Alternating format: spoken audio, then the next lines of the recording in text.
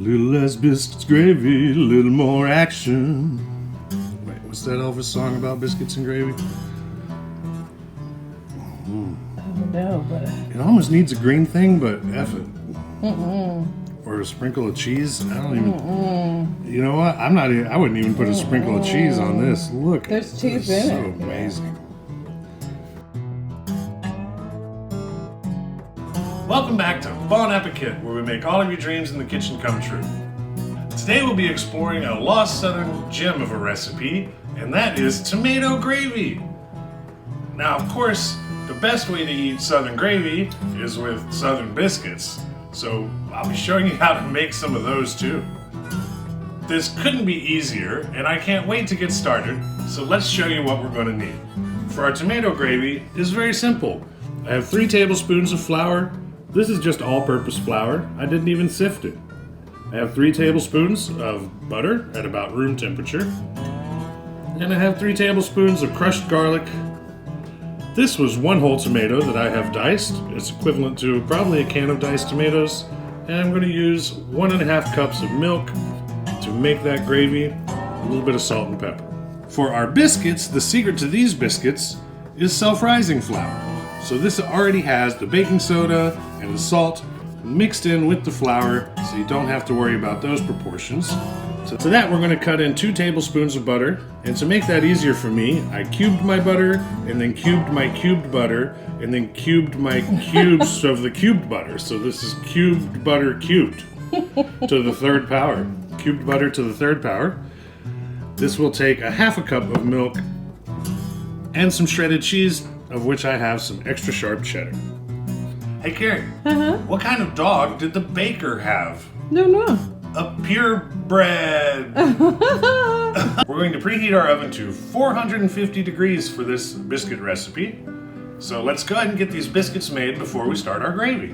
The secret to those really good southern biscuits is cold butter and cold milk. So these are going to be in the fridge until the exact moment that I need to use them. I have here 1 1/8 cups of our all-purpose flour. I'm just going to run that through the sifter into our large bowl. Which, if you really want to go crazy, can also be cold. Refrigerate your bowl too.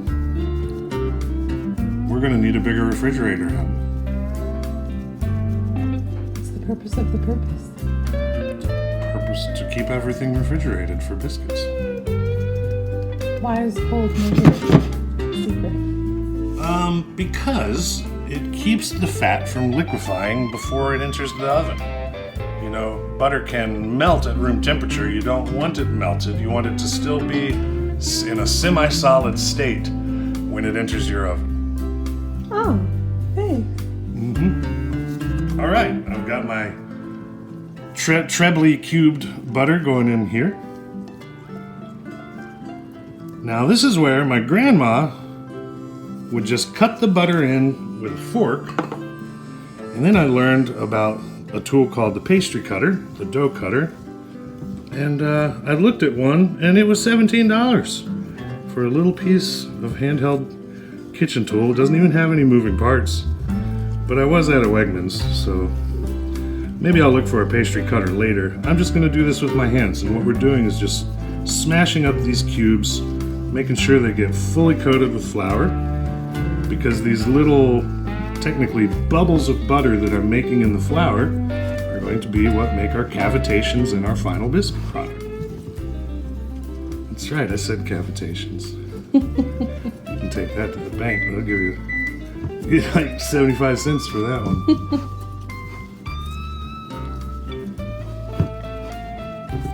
And everyone says don't mix your biscuits for too long. Well, this isn't the step that they're talking about.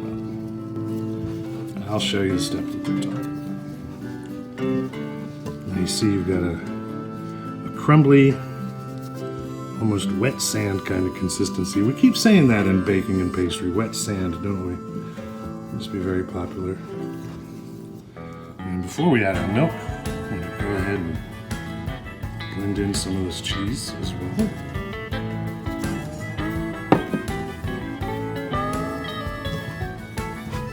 Toss it in there, get it a little uniform. Just like the Red Lobster This is going to be really close to the Red Lobster biscuits, yeah. Except I think they put a pinch of Old Bay, and I just didn't want to bother. I don't have any Old Bay hanging around.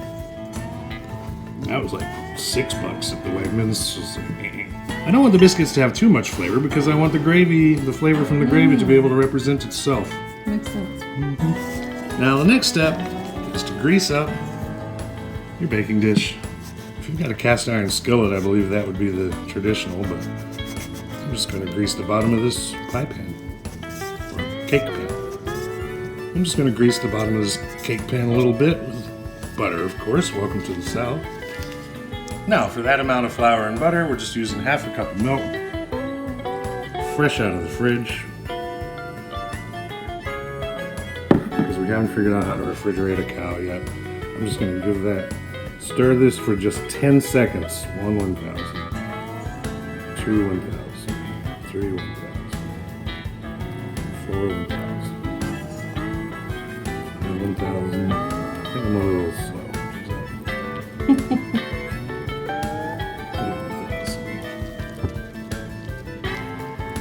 Okay, that's uniform enough.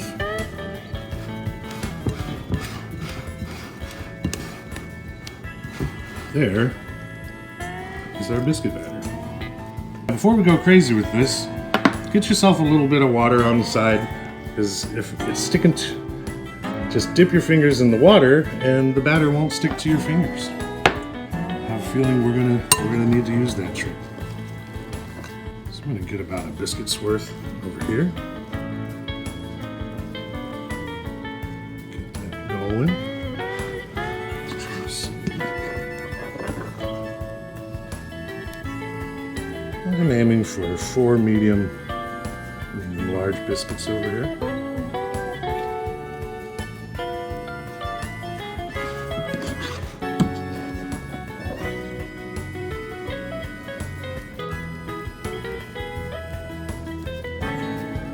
So you can see this is just a drop biscuit. You can try to shape it and form it, but it's just gonna stick to you.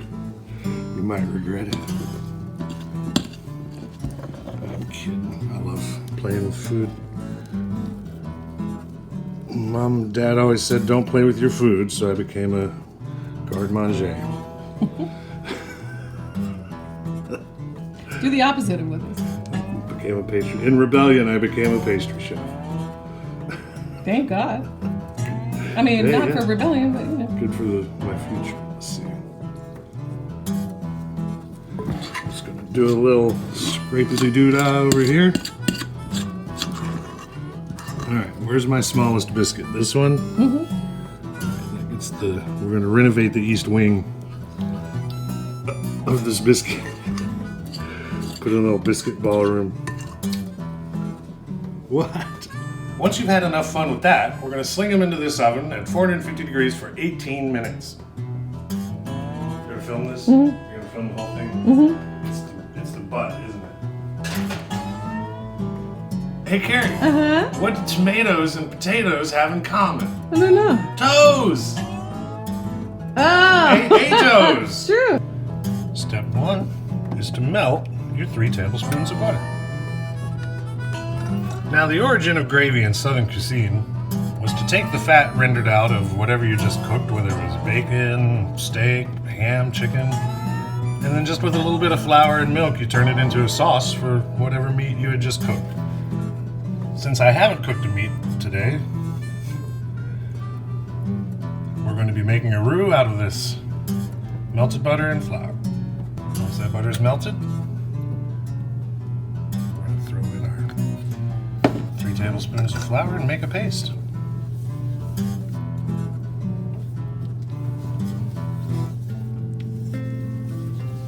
We're going to cook this over medium heat for about 5 minutes until it turns brown.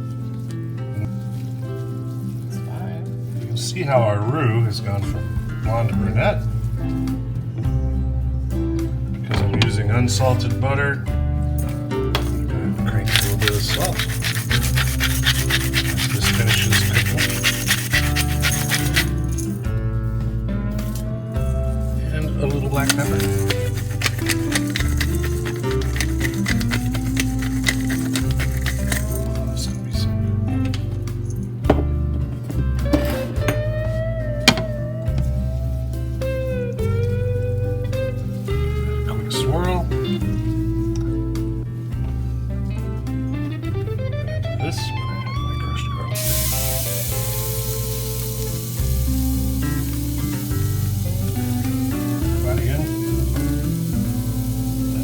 taste of it.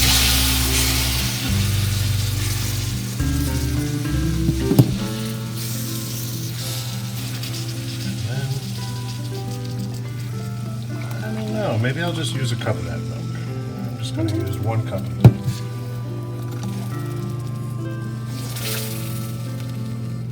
So, we're just going to simmer all of this, again at medium heat. You want to stir really regularly so you don't scorch your milk. And when that milk reduces, we should have a nice thick tomato gravy. I look forward to it.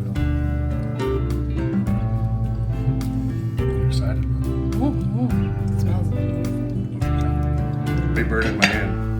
Don't burn your hand. Are we on? Yes. Oh wow, look at this. These are beautiful.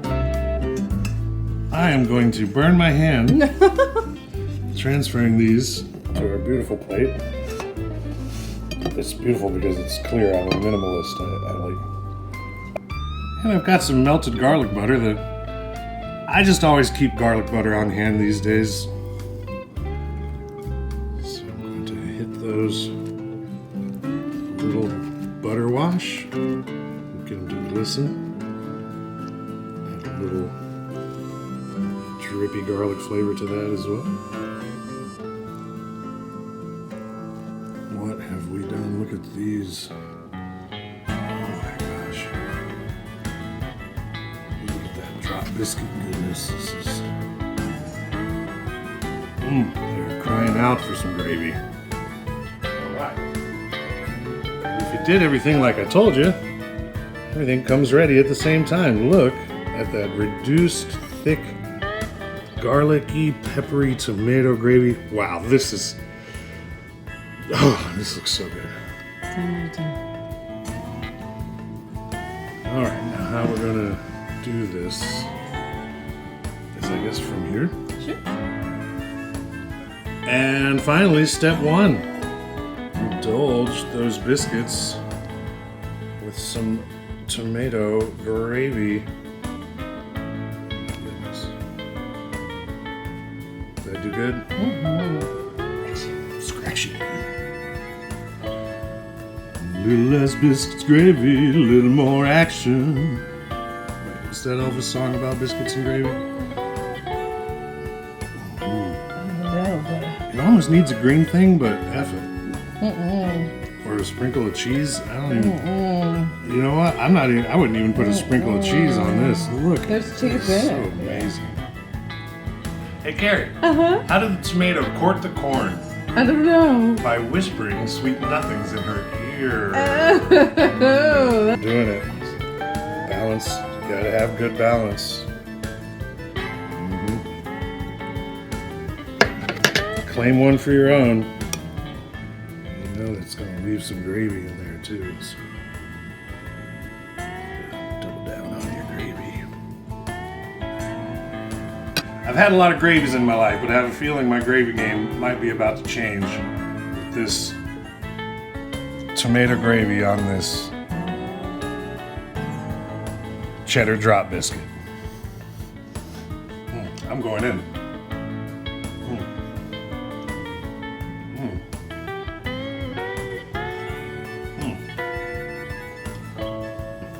Oh my goodness. Oh my gosh. What have we done? What have we done? I have created a monster. We've got this cavernous, we have the biscuit with these cavernous cavitations smothered in this cover of almost sweet tomato gravy with that piquant note of garlic in there. This is fantastic. Oh my gosh, if this is poor people food, I don't want to be rich. Oh man. Try this on the biscuit lover in your house. As always, this has been BonAppekit. Feel free to like, subscribe, and share us around. Leave any recipes you'd like to see us make in the future in the comments down below, and God bless. Excuse me, y'all. I can't wait. Hey, Carrie. How does Bob Marley eat his biscuits? I don't know. With jam in, with jamming, jamming, jamming. Today we'll be exploring a lost Southern tradition of Depression era No, I wouldn't say poor depression people era. food. I would just say a lost Southern jam.